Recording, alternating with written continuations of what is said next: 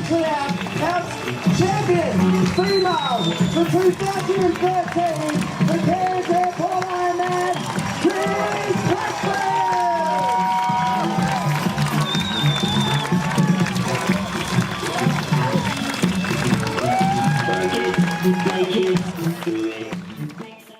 Here we are at the finish of Ironman Cairns with none other than Liz Blatchford. She was a rookie going into the Ironman event today, but she has taken the title.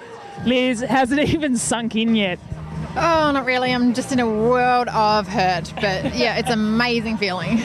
Tell me, amazing race out there today. You and Gina Crawford were pretty much neck and neck the entire event, but it was the last sort of 8Ks on the run where you finally pulled away from her. Was that a conscious decision, or it's just how it sort of panned out?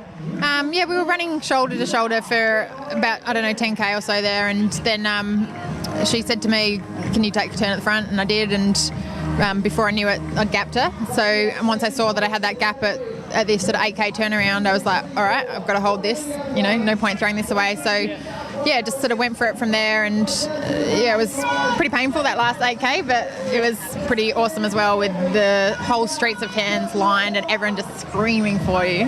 And that just gave you that extra lift? Yeah, totally. The worst bit was definitely T2 into town, along that highway, and people had said that to me, and I was like, whatever, running's running. And it was pretty miserable out there, and big blockhead wind, and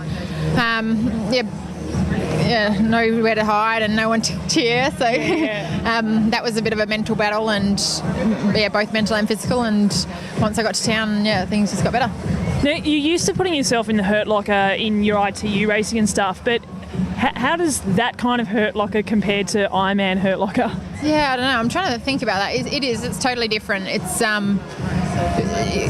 it's a mind battle in this game.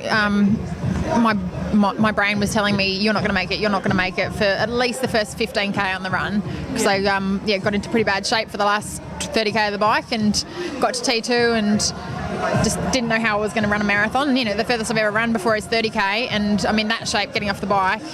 So yeah, it's the mind game, and I guess it's mind games too when you're trying to run fast or race fast in ITU, but it's just different. For that, it's keep pedal to the metal, like top pace, and this is just to keep going. So just speaking of mind games, leading into this event, I mean, we spoke to you before the race, and you said it's just going to be a long, catered training day, but did you sort of play the race out in your head prior to the actual event? I did a few times, and it just made me really, really nervous. So then I was like, all right, I'm just going to stop thinking about it, because I'd only ridden 180K once in my life, and that was cruisy, slow ride with a big group of us, and we stopped for lunch and a burger for an hour in the middle. And so every time I started to think about the race, I was like, how am I going to time trial for 180K? How am I going to do that? I'm not going to be able to do that, and then I'm not going to be able to run a marathon. I just was talking myself out of it. So I'm like, just stop thinking about it. Yeah. Everyone else, not everyone else, but people, my peers and my friends, they get through it. So I'm like, I'm going to get through it, and just stop thinking about it. So how far had you ridden in training before? I did back in Feb. I think it was a 200K ride. A group of us on the Gold Coast just went out for did a 9 to 5 bike ride, and but we stopped for lunch for an hour in the middle. So, but prior to that, what was the furthest you'd actually ridden? In a race, or in a race, and in training as well? Okay. Yeah. Oh, I don't know, 140 or so. Wow, far out. So let's just go back quickly to Koh Samui as well, and just let's compare Koh Samui versus, I mean, they're obviously different events and different distances, but do you think that gave you a bit of a feel for how this race was going to go? Well, I thought so, and when I finished Koh Samui, and I felt pretty good in that race, and I didn't have any lows in that race at all, and so that after that race I decided to do this, and it was so different, Steph. It was so different.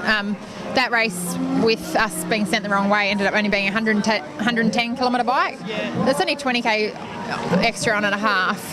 So you get off the bike in just different shape, and it was just really, really different. And everyone said that, that last 12K on the run, blah, blah, blah. But for me, it was actually the first 15K of the run was my worst. And that was because of that extra 70K on the bike. And we saw you in the first part of the run, and I mean, you weren't giving us much, but even your husband was out there, and he was just like, oh, I don't know, she's not feeling great. But yeah, you managed to pull it together, and I mean, it's just to win an Ironman against someone like Gina Crawford, who she's an amazing athlete, and she came 7th at Kona last year and 5th at the Ironman Asia Pacific Championships in Melbourne earlier this year. So, just based on that, how does that sort of make you feel about your future career in Ironman?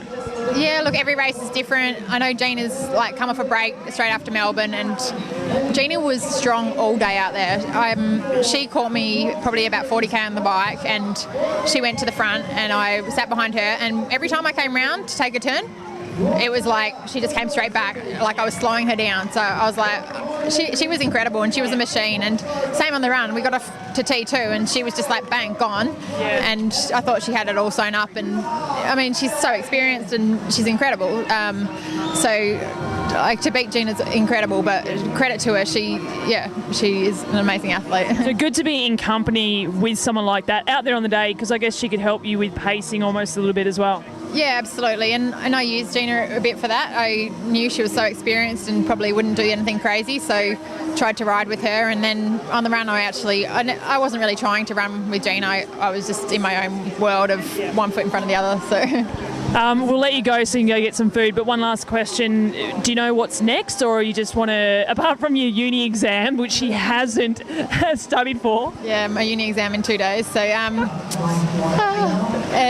next. Racing-wise? Yeah, recover, and then I've entered for a couple of races in the States in July. I've entered for New York Tri and an Olympic. Yeah, I just felt like doing something shorter again. And then I've entered for Racine 70.3 as well. So they're 4 and 5 weeks away. So I'll just see how I pull up from this and go from there.